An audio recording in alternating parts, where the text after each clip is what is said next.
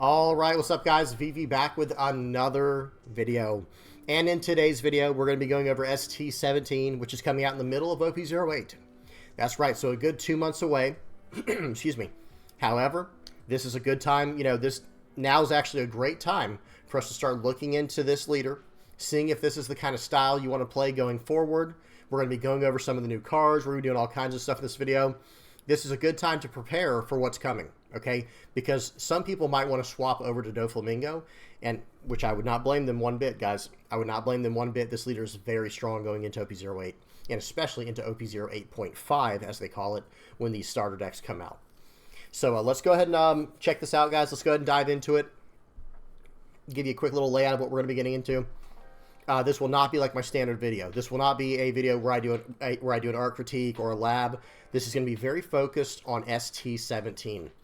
This is my third video in a 6-part series where I'm going to go over all the new starter decks that come out during OP08.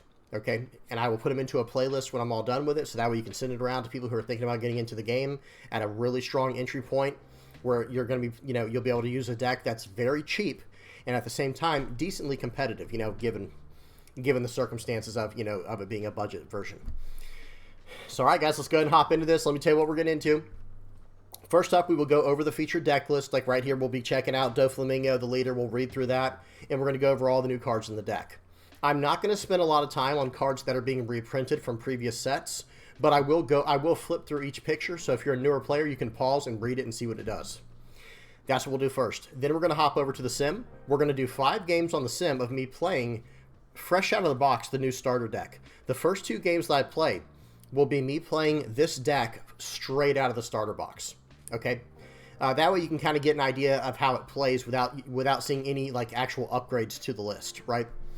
That will be the first 2 games, and then the last 3 games will be me playing a more souped up version of the list that's highly competitive, with not much extra needed as far as investment goes to take the deck to the next level. Okay. And then from there, we will check out the deck lists that I'm using on the sim. We'll go through them, critique them, talk about possible upgrades, and we'll wrap it up in that way.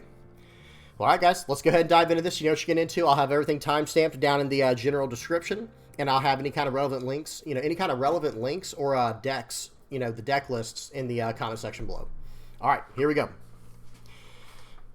First things first, we've got Doflamingo here. I'm going to read this real quick, just so everybody knows what's going on for any newer players or anyone who's trying to, try out a different deck. This is Doflamingo. It is from OP01, but this is being reprinted in OP08.5 in the new ST-17 starter deck. It is a 5-life, 5,000 power leader, 7 Warlords of the Sea, and Don Quixote Pirates type. The main thing that matters in this deck is the 7 Warlords of the Sea type. Excuse me. It has the effect of Dawn ×2 when attacking, pay 1. That means you'll attach 2 Dawn to your leader to swing for 7, and you can pay 1 extra Dawn, so that's 3 Dawn altogether, right? So 2 are attached to your leader, 1 is being used to pay for the effect. You swing for 7, and look what it does. Reveal 1 card from the top of your deck. If that card is a 7 Warlords of the Sea type character card with a cost of 4 or less, you may play that card rested. That is the entire theme of this deck. Okay, guys, just to get that out of the way up front. This deck is all about setting your top 5 cards in your deck with special effects, the top 3 or top 5 cards, and we'll see some of those as we get into this. And then you're going to capitalize on that information with this leader effect by just attacking for 7, revealing that top card that you set there with special characters, and then putting it into play for free. This generates massive amounts of momentum, and it's very aggressive, right? It's because you're swinging for 7 just in the process of doing this, okay? It's a very, very strong leader effect. Let's keep going. Next up is Don Quixote Doflamingo. Pause and read this. This has been in the game for quite some time, ever since OP01 when the leader came out. It's a 3-cost 4K blocker that lets you set your top 5 cards of your deck. So that allows you to set up your next turn to attack, or even the turn you're on. It depends on how much Dawn you have. It allows you to set up your leader for success, to actually for sure get the cards you want. Overheat. This is an event, a 2-cost event that can bounce a 3 or less to the owner's hand. Okay, so counter up to 1 of your leader or characters gains plus 4,000 power for this battle, and then you can return up to 1 active character with a cost of 3 or less to the owner's hand. It has to be an active 3 or less character. Now the trigger can bounce a 4 or less, so this is a strong utility card, and it is 7 Warlords of the Sea search. It is 7 Warlords of the Sea searchable. Sorry guys, I got to slow down a little bit. Okay, Gecko Moria, this is just a vanilla. This is just a 4-cost, 6,000 power, 1k counter, vanilla character with no special effect. It's just a big body. But remember, in a deck like this, it's actually stronger than normal, right? Because you're able to cheat this character out from the top of your deck if you set it there with an effect like what we just looked at with like Doflamingo. So this is potentially very, very, this card is potentially very powerful. Okay, next up is Kuma. This is a 3-cost, 3,000 power, 1k counter character. It does a top 2. It looks at the top 2 cards of your deck. You can reveal a 7 Warlords of the Sea type card and add it to your hand. And then you place the rest on the top or bottom of your deck in any order. So you'll be able to look at your top 2 cards. You can grab a 7 Warlords of the Sea card. And then you can put the remaining card on the top or bottom of your deck. The reason that that's important is so that you can set your top card. So that way when you attack with your leader, you'll be able to cash in on that value. So very powerful utility card. Jinbei, this used to be a promo. It's really good to see this being reprinted. That has been really nice about a lot of these new starter decks. Some of the really expensive cards that were originally promos, so they had very limited printings, they were way too expensive. But when they get reprinted in starter decks, it drives the price of them way down, you know, which is a good thing. This card's very solid. It's nothing crazy, but it's very solid. It's a 4-cost, 5,000 power, 1k counter. 7 Warlords of the Sea type. The other types aren't as relevant in Fishman and Sun Pirates, but check out this effect, guys. On KO, so if this character gets KO'd in battle or from an effect, you can place up to 1 character with a cost of 3 or less at the bottom of the owner's deck. So any kind of little searcher or small character, get it out of here, right? So very powerful, and it's a 4-cost 5k, 7 Warlords of the Sea type. We can cheat it right into play with our leader's effect. Now this is Edward Weevil. This is just a 3-cost, 5,000 power, 1k counter, vanilla. Notice there's no effect. That is not like a messed up image. There's just no effect. It's a vanilla character. Gecko Moria. Now this card's very powerful. You know, this has been out for a while. Add up to 1 7 Warlords of the Sea or Thriller Bark. Excuse me, I almost misread that. You can add up to 1 7 Warlords of the Sea or Thriller Bark Pirates type character with a cost of 4 or less other than Gecko Moria to your hand. So as you're going through the game and you're fighting for the board and you're losing characters and you're countering out, this card gives you a little extra gas, right? It allows you to grab cards from your trash to replay them or to recounter with them. Very solid card. Next up is Dracula Mihawk. Now, Mihawk. Dracula Mihawk. This is a 4-cost, 5,000 power, 2k counter. It is a 7 Warlords of the Sea type character, and it has Dawn ×1, when attacking, draw 2, and trash 2 cards from your hand. This is usually going to be a 2k counter, but it is a really well-statted 2k counter that can cash in for value later in the game. I think this is a very strong character. It's 7 Warlords of the Sea, of course. A 4-cost, 5,000 power, 2k counter is already pretty much good. Like, there's not really a lot of downside to that. But then the effect, if you can get that off, if you do get a chance to swing with this later in the game, that's pretty good. Draw 2, trash 2, like that's really good at cycling through cards in your hand and in your deck. So this card's very solid. Next up is Trafalgar Law, 1-cost, 1,000 power blocker. This is what we would consider just a utility blocker. You're not really going to swing with this card unless you absolutely have to, but it's just meant to be played out as a 1-cost and block a big attack. This card comes in very clutch a lot more times than you might think. This is a very solid card. Next up, we have Crocodile. This is a 4-cost, 5,000 power, 1k counter. This is a new card from ST-17. Check out what this does, guys. The 7 Warlords of the Sea, Baroque Works type. And then the effect is, on play, reveal 1 card from the top of your deck. Remember, we can make sure we know what that top card is. Reveal 1 card from the top of your deck. If that card is a 7 Warlords of the Sea type card, draw 2 cards, and then place 1 card from your hand at the top of your deck. This is good for a lot of reasons, right? Number 1, you are drawing a card from the effect. Like, yes, you're going to draw 2 cards from the top if you reveal a 7 Warlords card, and you're going to put 1 back. But think about it. You drew 2, and you're putting 1 back. So it is literally a card that draws you a card. It replaces itself right on play, and it allows you to set that top card of your deck, which is very, very relevant, and it's very, very important for what our leader's trying to do. This is an excellent new card from ST-17. Another incredible card from ST-17. Trafalgar Law. This is a 4-cost, 5,000 power, 1,000 counter, 7 Warlords, Heart Pirates type card, or type character.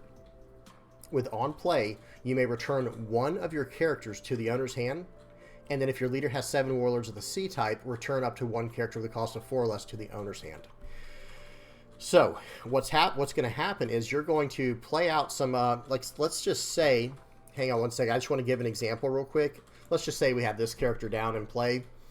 And what we can do is do a top 5 of our deck arrangement and set cards how we need them. Well, now that once we use up the on play from this card, it's kind of just a blocker, which is not a bad thing, by the way. However, one thing we could potentially do, and we're going to look at it again with the next card as well, is we can pull that card back to our hand to bounce back one of our opponent's characters, and then we can replay out our Doflamingo and get the top 5 search again. So very, very powerful card here. Very, very strong tempo card because, and a lot of people might have been thinking, and thinking rightly so, like, well, why would I want to pull back a 3-cost card? Now I'm wasting 3 Dawn just to replay it. That's true. However, check out some of the other cards you'll be able to play with it. This is a new Buggy card here. 1 cost, 2,000 power, 2k counter, 7 Warlords of the Sea type, and Buggy's delivery type.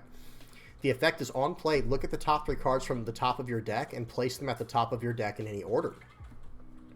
Okay, so this is like a miniature version of the Doflamingo effect we just saw for the 3-cost blocker. However, this is much better. Okay, this is much better because, well, it's not better than Doflamingo, but this is better for the situation I was just talking about with Law, where, okay, if we go early on, play out Buggy to do a top 3 search, well, this is a 2k counter, right? We want to keep the 2k counters in our hand. We don't want to get rid of those. We want to use those to counter out of big attacks with, right? And to survive and to protect our life and to protect our characters. Well, no problem. We can play this card out early, and then still later in the game, we can play out this card to bounce the card back to our hand and bounce one of our opponent's cards back to their hand. So very high synergy, a lot of skill required, a lot of setup, a lot of sequencing, but a very strong interaction. So Buggy. And then we have Boa Hancock. This is probably the best new card from the set, from the new starter deck. All the cards we just looked at are good, by the way, but this one in particular, check out what it does. It is a 4-cost, 6,000 power blocker, 7 Warlords of the Sea type, of course. But guys, look at this. It's not just a 4-cost 6k, which is extremely well statted. It has blocker. And that's not it. That would be good if it was just 4-cost 6,000 power blocker alone, right? It also has non-play. Look at 3 cards from the top of your deck. Notice a common theme, guys? Look at 3 cards from the top of your deck and place them at the top or bottom of your deck in any order. Then give up to 1 rested Dawn card to one of your 7 Warlords of the Sea type characters or leaders. Massive. Like, that's absolutely massive, right? So it's almost like this is a 3 Dawn card because you're going to set it down, look at the top 3 cards of your deck, and then you're going to give a rested Dawn card to one of your characters or leaders. That's a 7 Warlords type. So just really, really incredible. It helps set up your leader effect. It helps do so much for you while establishing a blocker. This card is excellent. And with it being a 4-cost 6k body, you can cheat it out with your leader effect if needed, if it's on the top of your deck. And then that like I said, 6,000 power is a massive body in this game, and you could do a lot with that. Okay, and then I think this is the last one here. This is Marshall D. Teach.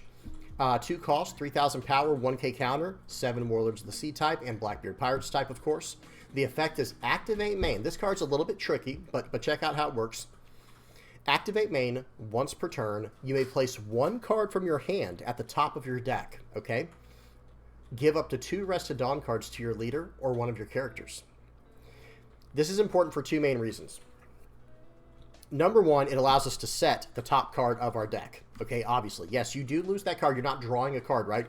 You're taking a card from your hand to put on top of your deck. Okay, but what's the second reason? So let's just say we're going first as Doflamingo. And let's just say, for the sake of this example, we didn't get a Buggy in our opening hand.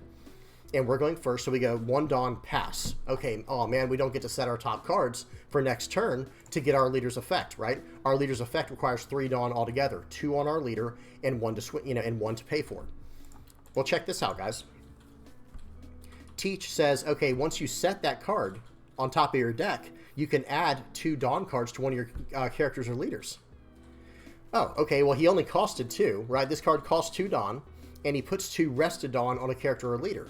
Well, if we play this on a 3 Dawn turn, we can set our top card of our deck, and then give our 2 rested Dawn to Doflamingo, and then we can still use the leader's effect to pay 1 to swing in and get the card from the top of our deck that we set there. Okay, so hopefully you guys see how powerful that is. That is an immensely powerful and extremely powerful interaction that allows us to make up for not having a turn 1 play with something like a Buggy or like another card we're going to look at in a little bit called Perona. Okay, all right. So that's it. That's the new starter deck, guys. If you have any comments, questions, or suggestions, please put them down in the comment section below. I answer those as quickly as I can. And now we're going to hop into some games on the sim. Okay, volume is off. Let me make sure the speed's on 2x as well. And we're good to go once I get my head over here. Very good. Excuse me. Now, this is a rather long game. The first game we got here is going to be against Blue-Black Rebecca. But guys, just know, like I mentioned earlier, this is a deck that I pulled right out of the starter deck box and just started playing with it. Now, I will say this. I mentioned this in the other videos as well. I am combining 2 different starter decks because if you're a new player, you have to buy 2 starter decks of the same kind. Like, in other words, you'd have to buy 2 of the ST-17 Doflamingo starter deck because there are only 2 of the super rares in each starter deck. 2 of the really good cards in there. So you have to buy 2 entire sets to get the full play set for the cards like what you see on the screen here, this Trafalgar Law and like the Boa that we saw. I know that you know, for a lot of people, that hits a lot of people the wrong way, and I understand why. I totally get it, but it is what it is. That's just how Bandai chooses to do it. So that's what we have here. I just took 2 starter decks, combined them together to get the full play sets I needed of the super rares in the set, and I'm just going straight into a game here. So I set my top 3 life cards, or excuse me, not life cards, my top 3 cards of my deck with Buggy, okay, and I'm going to go ahead and draw a card. You know, and all that. The only thing that Rebecca did there was she drew a card for the turn with her leader effect and passed, because that leader cannot attack, right, guys? Well, even though it's their turn 1, but Rebecca cannot attack.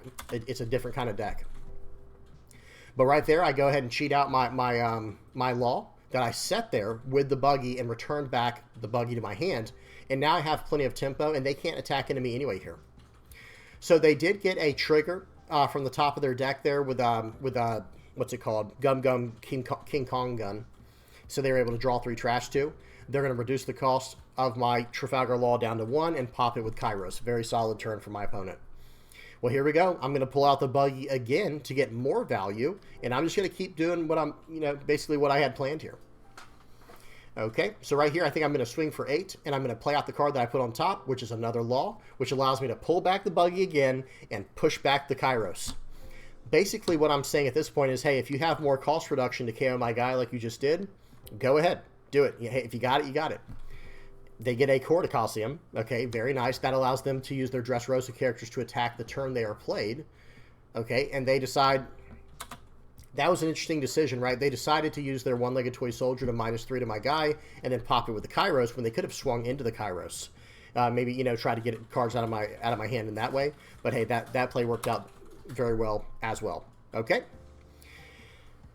Okay, I believe I still know what the top card is, right? Actually, no, I shouldn't. Yeah, no, I should. It was that crocodile, but I didn't know. So here's one thing I will say. Because I'm running this straight out of the starter deck, I can't really whiff on my searches like that, like especially like for something like Crocodile, because I believe he can look up any 7 Warlords card, right? Yeah, a card that has 7 Warlords in its type, so even if it's an event card, it doesn't matter. If you reveal the top card of your deck and it is a 7 Warlords type, then I get to draw 2 cards, and then I get to draw those top 2 cards and then put 1 card back. That's the really nice thing about this starter deck, you know, running it as is. You're not going to be able to whip that search. I can't think of any cards off the top of my head that are not 7 Warlords in the starter deck. Okay, so I put a card back. I actually was not paying attention to what it was, and I'm coming in for 7 attack here. Let's see what my opponent chooses to do, and I still have 4 Dawn left to use for the turn. Okay, so right here, I'm going to play out a Doflamingo, and I'm going to look at my top 5 cards and set them the exact way I want them. So if you're the kind of player who likes to prepare like a turn in advance, a turn ahead, you like to set cards in your deck the way you want them for turns, this is the leader for you. If you're entering into the game in OP08 or OP08.5 when these decks are released, these starter decks are released, it is hard to beat this leader if that's your style. Okay, so my opponent does hit me with a Gravity Blade Raging Tiger there to bounce my 2 characters off. He swings in for 5. I'm just going to go ahead and take that. I probably could have used my blocker there because I know he's running Kairos. It's Rebecca, so he could pop that for free if he needs to. Okay, so I play out the card I knew was coming because I set it there with my Doflamingo. And let's see what I do here. I'm just making sure I set the cards up the exact way I want them. And now I can attach 1 Dawn to my leader for free during the attack. So it went from a 7k to an 8k attack mid-attack before the damage step. Okay. I went ahead and bounced his Kairos back again with another Trafalgar Law. I'm just annoying this guy. I'm playing out the cards I want. I set my top 3 cards there with Buggy. I want to start putting as many characters down the board as possible, because as this game goes on, for those who are not aware, the way that Rebecca plays is deep, deep into the late game. So I'm trying to make sure that I put, you know, as many characters onto the board as possible and as many threats on the board for my opponent to deal with, because it slows them down enough for me to get the advantage over them and to keep the advantage over them. They're going to play out a 10-cost Kuzan, and this is what I'm talking about. Now they're going to start bouncing characters, popping characters, and every single turn.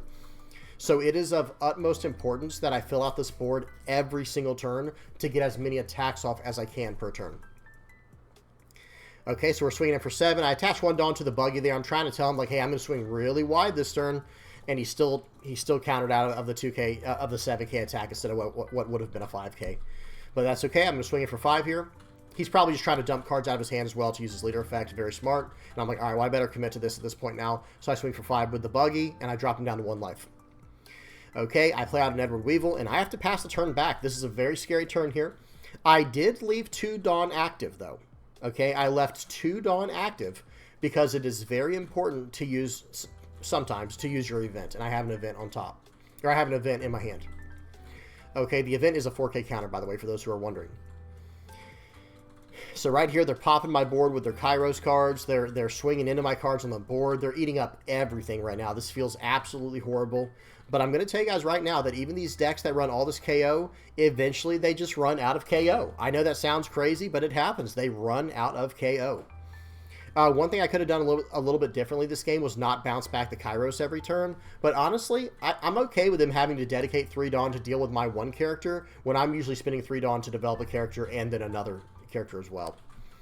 Okay, so I play out the, I swing for 7 with the leader, and I'm trying not to stop this game, guys. If it's going too fast, I do apologize. Just pause it, and if you have any questions, ask in the comment section below. But this game is a very long game. It was a 20-minute game that I have on 2x speed right now. I'm trying to get through it as quickly as we can, because we have 4 other games after this. And that's no one's fault. It's not like either of us were slow playing. That is how this matchup goes. You know, a blue into a blue deck is not exactly an aggro matchup, right? Even with a deck like Doflamingo, where I'm just flooding the board constantly, flood the board, they go wipe the board, and then we go at it like that. I am still able to put some cards out, but again, any card that they have in their hand right now is probably going to take out 1 or 2 cards. They're going to swing 10 into 6. I think I'm just going to let them have this. Or excuse me, I still have a 1-cost blocker, of course. That's fine there. Give them the blocker.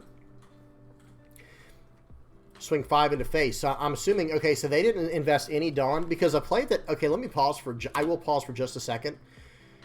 I would have attached 1 Dawn to my Kairos and swung 6 into my Boa, and then 1 Dawn on the other Kairos and swung 6 more in, because that's going to get cards out of my hand and potentially cards off the board. So that's the way that I would have dealt with that.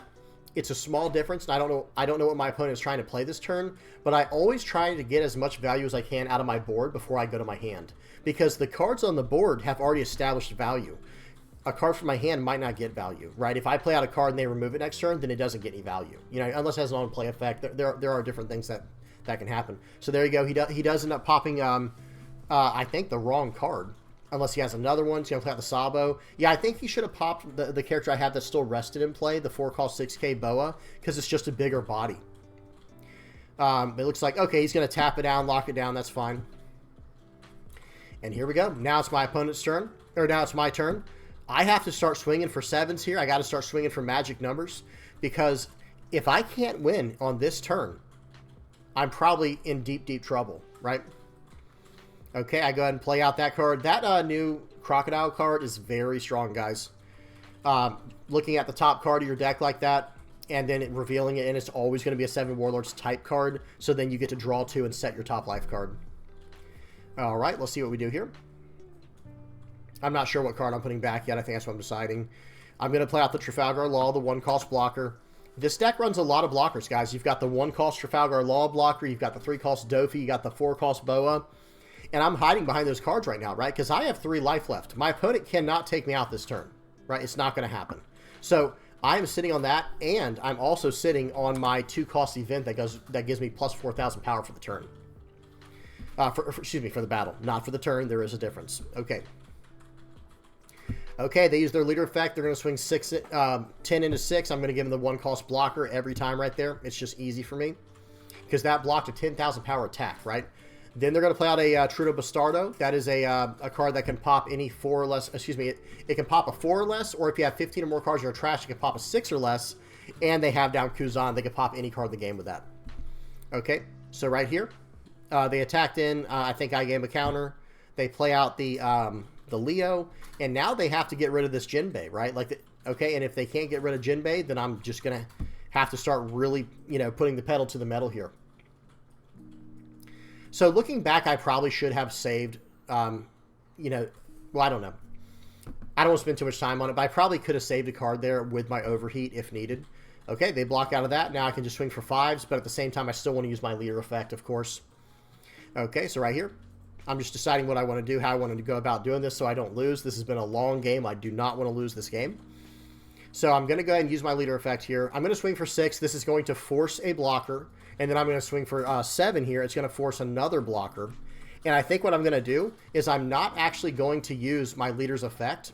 Or excuse me, no, I think I do actually use it. I just want to leave 2 Dawn open is what I'm trying to say. Play this card out, get a 2K counter with it. Or, excuse me, get a blocker.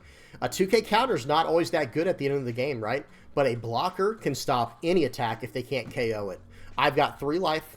My opponent only has 3 attacks, 3 potential attacks. I'm feeling pretty safe here. I feel like I've won the game. They swing for 10 into 5. I give them that little 1 cost blocker that I just pulled back with my Gecko Moria. And now I don't know what they're supposed to do here, right? Because my leader can attack every turn, and they just give up. That was a very good game, very well fought by my opponent. That card they got in hand is what they needed way earlier in the game. But here's the problem. If they play out the Luffy, what does that do for them? Say they take out my 2 biggest characters, I'll still have 2 characters left. And by the way, I also have a 2 cost 4K in hand and 3 2K counters in my hand to get out of the attack. Very good game there to my opponent. That was a fun one.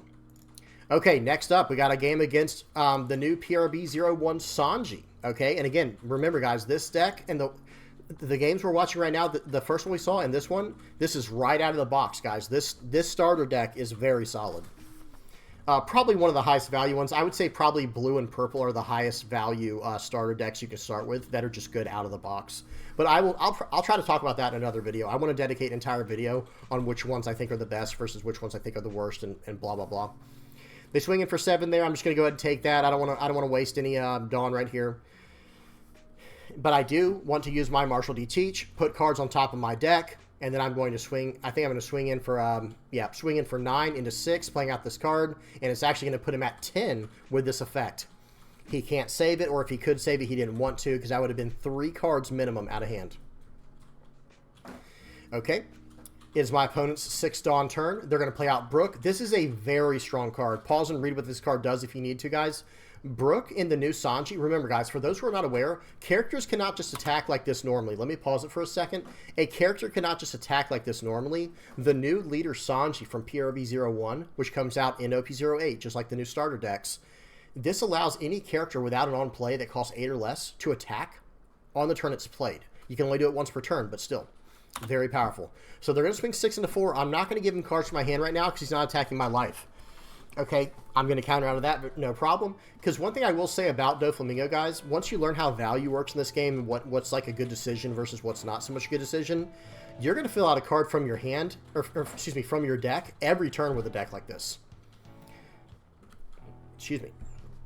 Okay, so 7 into 5 here. Does he really want to save this? Because if he does, that will be very good for him, right? That will be very, very good for him. Okay, it looks like they're going to counter out, or they're really taking time to think about it. Are we on 2x speed? I'm sorry, guys. Yes. Okay, we're on 2x speed. Just waiting for my opponent to make their decision right here. Okay, they give me a 0 cost 3K. I think that's a good play. But right here, guys, I do have to go for this card. So I play out the Boa Hancock, which allows me to set my top 3 cards, and I give the 1 Dawn to Teach, and then I use Teach to swing in 6 into 5. And he doesn't have enough to save it, because he would have since he already saved it from a 7K attack. He didn't have the proper resources to save it, which also tells me he's running low on counter, right? Swing 6 into 3. I considered blocking out of this with Boa and then giving him a 1K, but I'd rather not risk Boa, and look what would have happened. He plays out Wapole. which can give minus 2,000 to a character. Now, one thing I will say is I think he should have went for my board there. I think he should have gave minus 2,000 to my Boa Hancock and swung 9 into Crocodile because he was tapped. He was rested. But hey, to each their own. This is my opponent's. Hey, he gets to play the game however he wants to, right? But okay, he just gave me a really good target to attack into. And remember, guys, he already kind of told me he doesn't have a lot of counter power by the way he played last turn. Okay, so let's go ahead and play out a Boa Hancock here. We're going to set the cards I want on top of my deck for my leader effect. And now, attach 1 Dawn for free with that effect. And what I'm thinking about doing here is swinging 8 into Wapole. But looking back, I kind of think I should have just swung straight up everything into him, right? Like swing 10 into Wapole and go about it that way. Okay, but remember, we know he's low on counter. He just gave us a 2k counter to get out of what would have been saved by a 1k, so 8 more into him with my my Boa Hancock. He gives me another 2k counter. I'm feeling really good now, right? And then I do not swing 5 in with my Crocodile because, number 1, I don't want him to be able to attack into my board too much, and number 2, I don't want to give him any more cards from hand because I know he's running low on counter. So that was all calculated. That was all meant to be. Swings for 9 in my face. Again, not the way to do it, right? Because I'm going to take that one, right? I'm going to take that, and now it's, you know, I'm doing pretty good. So he swings for 9 again into face. I take that. I go down to 1 life, guys, because I am about to eat this board up, right? We're about to eat this board alive. 7 into 4. Okay, that's a pretty big attack, but I do still counter out of it. I give him a bunch of 1Ks. I didn't have enough to get out of that with a bunch of 2Ks. I gave him, I think, like a 2K and some 1Ks. Okay, so right here, time to start swinging for 8s, right? That's my game plan right now, is to swing 8s into these 8s. Swing that, get that card out. I snag a card from there, put a card back. I put it on the bottom because I didn't need that card. So swing for 8 into 8. If this one goes, he is in a lot of trouble, right? Because all of my cards are going to go into there you go. So now it's going to be 8 more into the other one. Let's see if he has any left. So I swing for 8 into it using my my Mihawk to be able to get the draw 2, trash 2, and fix my hand. I trash 2 cards I don't need, and let's see if he's got it, because I can do this one more time. Look at this. I can go 8 more into him with my I probably could have gone 8 with Mihawk, to be honest, or excuse me, 8 with Crocodile. But oh well. All right, so now I've got a full board. I've got blockers. I have an expendable blocker that I can get back next turn with my Gecko Moria as well in the 1-cost law. Oh, swing for 15. Okay, well, block. I have the idea. I have the suspicion that my opponent is trying to set me up against like a, you know, an all-in with Luffy here. That's what I think my opponent's trying to do. But hey, we're gonna swing 7 a bunch of times here, get some cards, fix our hand a little bit, draw 2, trash 2. I've got 2 2K counters, 2 1Ks, another 1K, and a 2-cost 4K counter. Now right here, I go ahead and replace the Weevil. It's fine. I just need to survive this turn, and I've got it. Right, there is no way he can survive next turn with 3 cards in hand with all of these attacks on the board. It's just not happening. Okay, so he gets a Brook from the Nami search. And now he's probably starting, you know, he's probably like hitting himself now, like, man, why have I not been going for this board the entire time? And he's like, nope, actually, at this point, he's just going to double down. I'll just give him a 2K. Now he can swing for 7. I'll give him the blocker. And that is it, guys, right? Like, that's going to be game, no doubt about it. It's like, okay, you only have 3 cards in hand. If I swing for 7, if you don't have a 2K, 1K, that's, yeah, and then he passes. GG. That was a fun one. We were able to weather the storm there by getting recurring value with our Gecko Morias and using our blockers effectively, drawing cards, fixing our hand as much as we can in the top of our deck.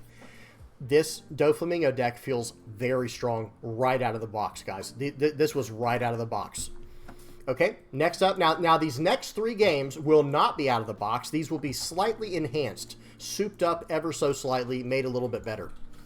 Okay, first game up here we have against Arlong. Okay, not a meta deck just yet, right? I know Arlong players like yet, okay, not yet, or it is to us, right? I get it. Hey, I play Red Yellow Sabo as my main. I get it, guys. I'm right there with you. I'm all about the off-meta stuff. So I play out a Perona. Now, for any of the new players, that Perona is a 1-cost, 1,000 power, 2K, 1-cost, 2,000 power, 1K counter, Thriller Bark card that says on play, adjust your top 5 cards. So I set everything I needed, swing 7, I'm playing out a Edward Weevil. So there will be I will show the deck list at the end of the video. The upgrade from the starter deck to this one is very easy, guys. It is a very solid, like for example, I don't want to get into it too much right now, but the 3-cost 5K Edward Weevil becomes the 4-cost 6K Edward Weevil that draws a card on play. The 4-cost 5,000 power 1K counter Jinbei that KOs, or that has an on KO effect, gets replaced by the 4-cost Jinbei that cheats out a 4 or less. Okay, you'll see. It is a very smooth transition, guys. It's really nice. All right, so my opponent, sorry guys, I passed the turn there. They did take the hit. They did not get a trigger.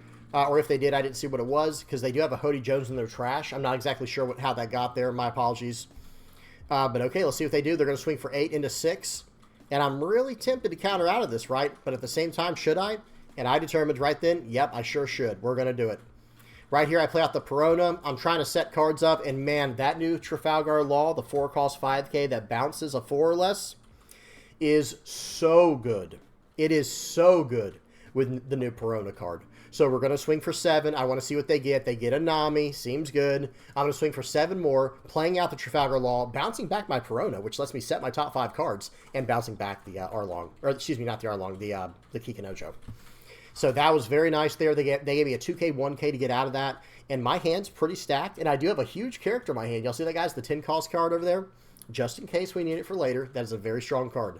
They swing for 6. I'm going to take this because I actually don't have a lot of 2K counters in my hand, unfortunately. But that's okay. Swing for 7. We knew what I think we knew what that one was going to be from the last Perona. We get to draw a card and set the top card of our deck. And it's my opponent's turn now. And I still have 4 Dawn active. I can just keep bouncing stuff back if I need to. Okay, let's see if they got a trigger. They did not. I'm going to play out the Boa. I probably did that in the wrong order. I should have put out the Boa first. And then I could have gone to an 8,000 power attack for the turn of my leader. But that's okay. It's not really a big deal. But technically, you know, I still have to call it out because it was not the correct sequencing. Okay, now I've got a 6K blocker on the board in Boa. And I've got my, you know, I've got a pretty good grip of cards now. I've got a 2K and a bunch of 1Ks. Right here, I give him the 1K Gecko Moria, the 4-cost 6K Vanilla. I don't really need that right now. Honestly, that card, the 4-cost 6K Vanilla Gecko Moria, is a card you should only play if you absolutely have to, or if you can set it to your top card of your deck with an effect like Boa Hancock to just get a free 6K. Okay, swinging for 10. Cheating out of Sanji. And I'm not upset about that at all. Right? I'm going to take that. I'm down to 3 Dawn, or excuse me, I'm down to 3 life now. He plays out a Vander deck, and that pops a card right there. That was very solid. He got rid of my Crocodile. Right here, though, we are going to bounce the Perona back to bounce their blocker out of the way. I'm going to swing for 7 at face. And then, if this goes through, my Boa Hancock is going to be going through for 9. I should have put that on the Boa Hancock. That was a little bit sloppy in my opinion, but that's okay. Let's see if they get a trigger. No trigger, no problem. Swing for 8. Let's see if they have it. 2K and 2K. They do have it. They were able to get out of that. Very nice. But I still have 3 life, and they only have 2 relevant attacks on the board. And they just give up. I was going to say, I thought they actually surrendered there. So yeah, they do actually give up. What are they going to play this turn? I think they can pop 1 more card with Vander deck, and they can play out a blocker, but I'm just running them over, right? Like, what does it help to just play out these blockers when I still have 3 life, and I'm just running them over. Guys, that new Trafalgar Law card, incredible. Absolutely incredible against decks that like to go wide. Okay, we got 2 more games, guys. Check this one out. We got another one of Sanji. This is, of course, not the same, you know, the same game or the same player. No idea who the players are. These are all just random players. Okay, play out the buggy here. Going to do a top 3 search. And I have Trafalgar Law in my hand. So I'm going to be able to play that out if I need to. And I think I did that a little bit wrong. Well, no, that's okay. I set up the Boa here to set it up in this way. Now I need to set this. Now this one I need to set up correctly where I get the, where next turn I'll be able to get the Edward Weevil from my, my leader effect. It might have been slightly better there to bounce back the Nami, but is it really a better idea? I don't know. Probably not, because then they just get extra value. Okay, so right here, they're going to go ahead and play out another Nami. They're going to grab something there. Oh, they used a Fire Fist, and now they're going to swing 3 into my 2,000 power Boa. That Fire Fist does minus 6,000 power for the turn, or excuse me, minus 4,000 power for the turn. Very annoying. I'm going to start my turn off with 2K into the Nami with my buggy. And now I know what my top card is, right? I did set my top card to that Edward Weevil. Going to play that out, play out another buggy, and set my top cards. Now, this one was in perfect order. But watch this, guys. It's going to be fireworks next turn, okay? There's going to be some fireworks. They swing 2 into my 2. Don't care at all. And now they're going to swing 6 into 4. That Brook in Sanji is incredible. It is absolutely incredible. Swing 6 into 5 here. I do take this. I don't want to go too low here. I'm swinging 2 into 2. They're not going to save that. I'm swinging 7 into 5, playing out the Jinbei. Jinbei cheats out the Edward Weevil, and I draw a card from it. And I still have 4 Dawn for this turn. We're going to play this out and bounce the guy back. Big, big trouble, right? Big, big trouble for my opponent.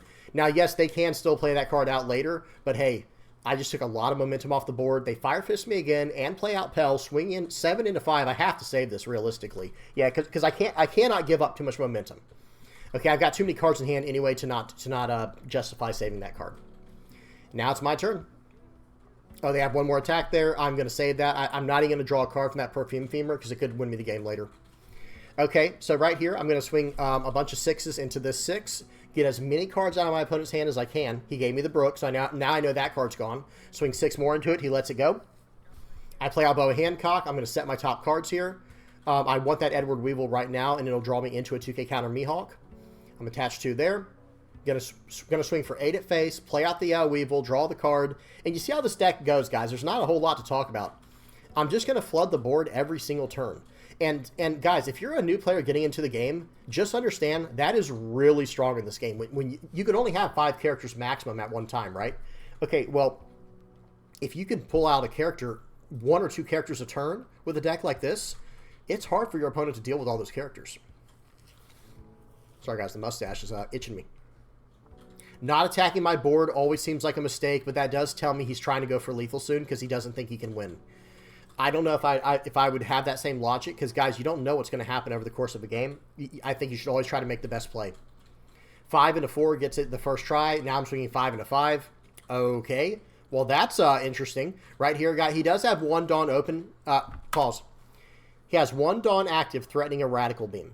I was not going to go for lethal this turn. I was going to swing for 7 and then 7 more and establish some blockers, sit on some cards, things like that. But I was not going for lethal this turn. So I do think they kind of left prematurely. But hey, at the same time, they're not exactly in a good spot, right? They're not exactly in a great spot. Okay, last game. We got a game against Purple Yellow Crocodile.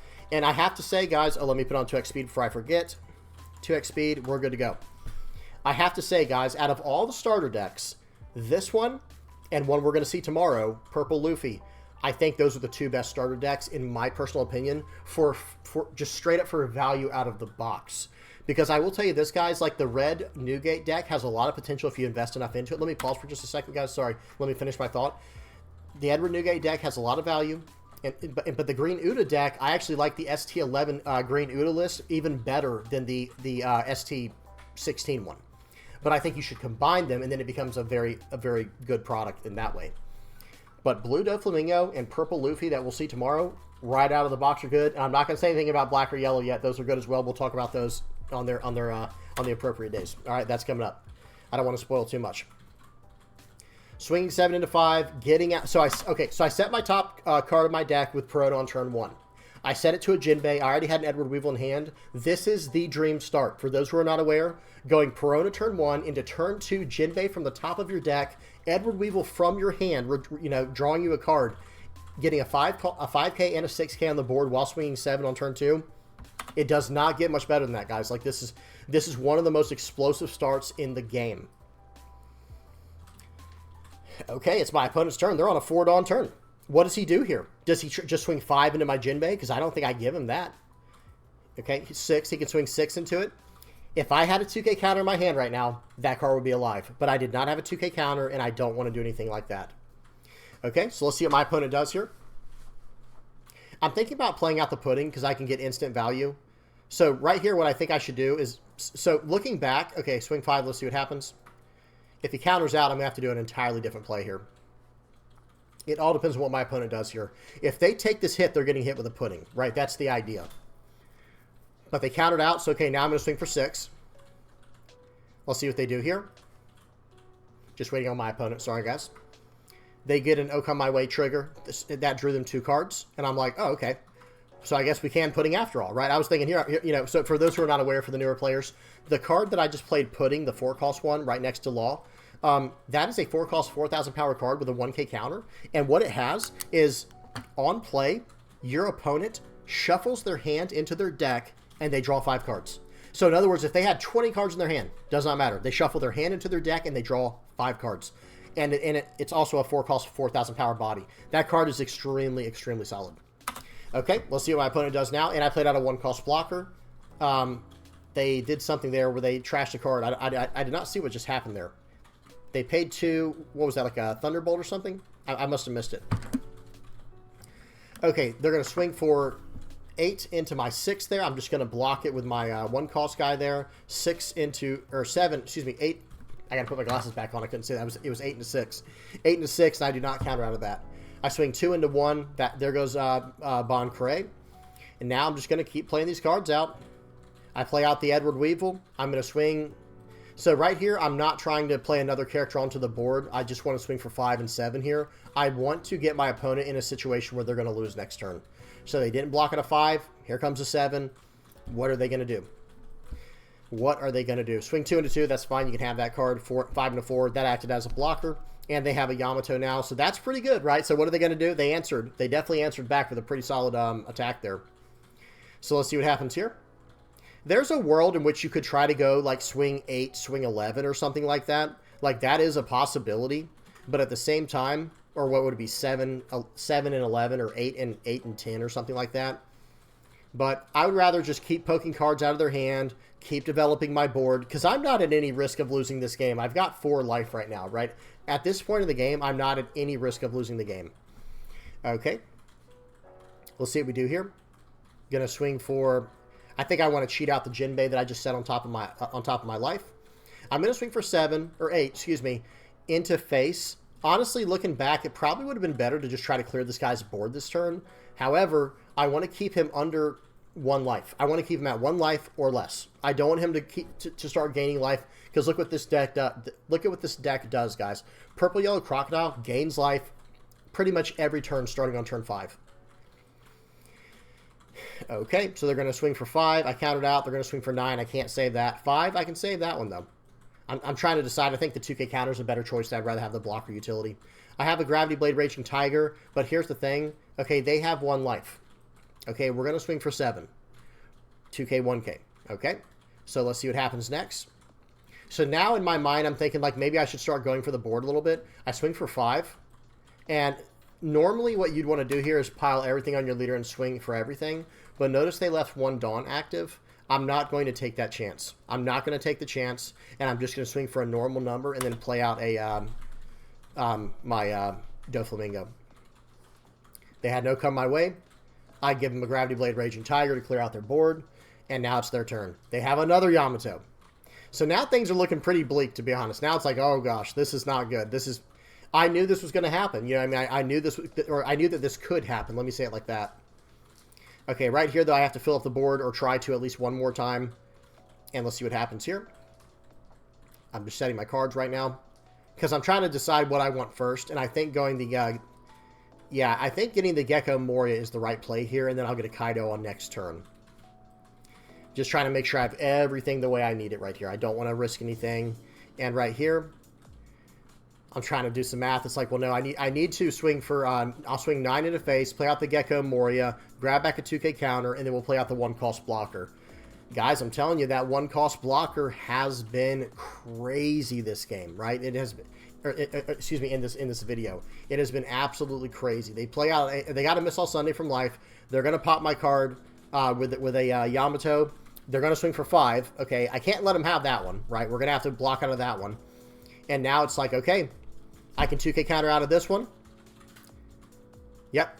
And now they only have 3 attacks, and I have a blocker and 2 life. So now the game's over, right? The game is basically over. The smart thing here is to go for my character, but now I just take everything to my face that they swing at me with. In fact, they probably won't swing because they don't want to give any more cards. The smart play here would be to not swing, but let's see if it even matters. Because I'm going to go 7, 8, 9, right? Yeah, pause. So I had, oh, their hand was pretty bricked up too. I mean, sort of, right? They had gas. They had straight gas in hand. But I was going to go 3, 3, and 4 for my Dawn. So it was going to be swing for 7, swing for 8, swing for 9. And that was enough. All right. Well, that's it for the games, guys. Let's go ahead and check out the deck list real quick. Like I said, guys, this list here, oops, let me move that. Let me move my face. This list was incredible.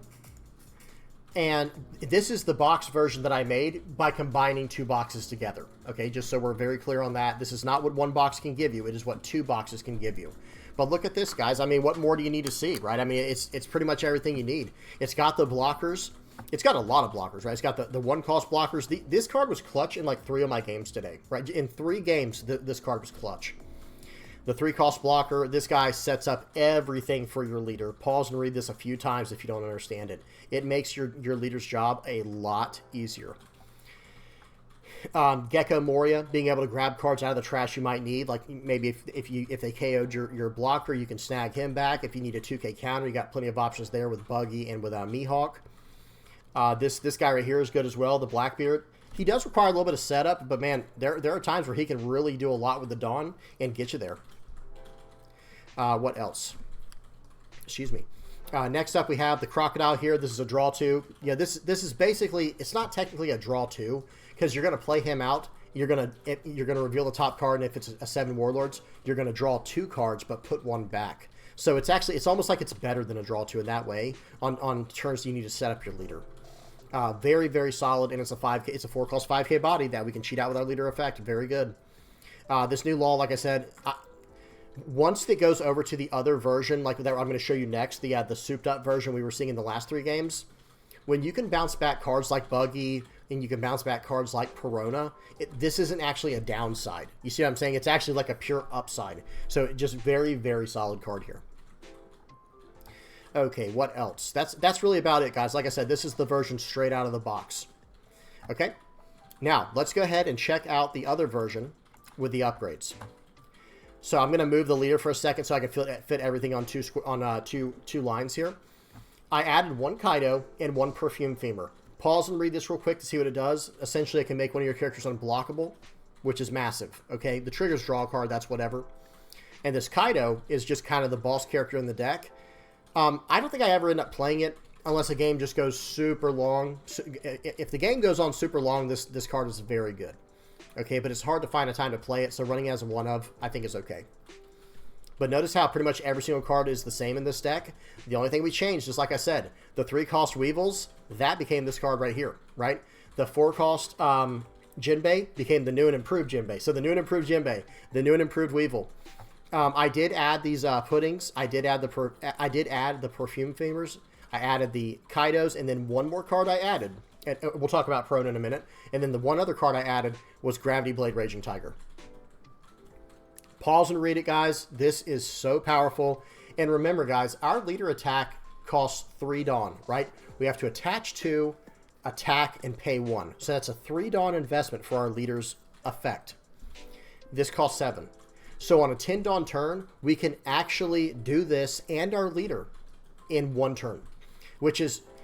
It might not seem that great on paper, like at first, but guys, you will see, guys. There are times in the game where it's like, wow, that was pretty good because I got to attack into something, bottom deck 2 other targets, cheat out a character into play, and just do so much. There's so much you can do with that.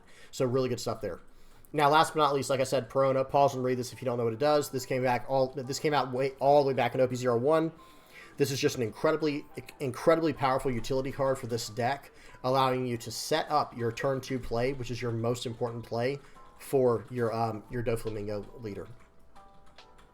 And like I said, it will take a little bit of while to get used to it because you're setting cards in a certain way, using your leader effect, drawing cards off of effects and things like that. It does get very complicated, but once you get used to it, guys, you'll see this Perona card. Notice I went down to 3 Doflamingos and up to 4 Peronas.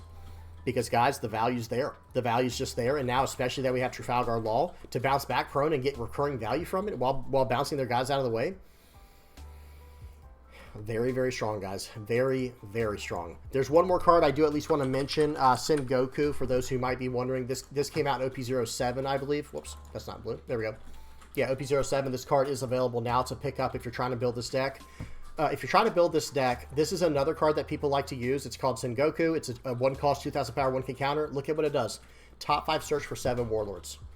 And guess what? Like I said, with this new card here, you may return one of your characters to its owner's hand. It doesn't have to be a set, because notice he's a Navy card, right? Sengoku's obviously a Navy card. Okay? It doesn't care. All that it's checking for is if your leader has 7 Warlords of the Sea. you return one of your characters to your hand and then bounce a 4 cost to the owner's hand. So very, very powerful effect there. Very powerful interaction with something like Sengoku. I still prefer it with Perona, but I understand why a lot of people are not using Perona anymore because number one, we have Buggy, right? Like this card is a top 3 miniature version of Perona, but then we also have Boa Hancock as well and the Doflamingo. So getting a straight up replacement to your hand, I do understand why people run this card. It makes sense. I get it. It will be up to your, it'll be up to your discretion, right? Well, okay, guys, that's about it. That's it for Doffy, ST-17 Doffy. Looks absolutely incredible, guys. Like I said, this Law, this Buggy, this Crocodile, this Boa. Incredible. They were much needed to take the deck to the next level, and there are also a lot of cards that came out in OP07, like Jinbei, like Perfume Femur, like potentially like Sengoku, depending, and Edward Weevil came out in EB01 that have just been taking this deck to the next level, to the next level, to the next level, and on top of that, there have been recent bans and restrictions updated that might also help this deck go to the next level. Lucci getting their stage taken away, and Red Purple Law getting banned completely. So guys, if your eyes are set, if you've got your sights set on this deck, like I said, I'm going to try to make a 7th video on this little 6-part series that I'm doing. I might make it into a 7-part series, kind of talking about where I see all of these starter decks lining up in the meta. This will probably be the best one. I'm just saying. That's not to say the others will be bad, because Green Uda's already strong. Doffy we know is going to be strong. Purple Luffy will probably make a resurgence.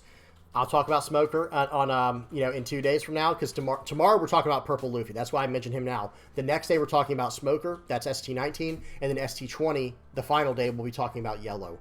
But I'm just gonna tell you right now, guys, it's hard to beat what this leader's doing now. Okay, good stuff.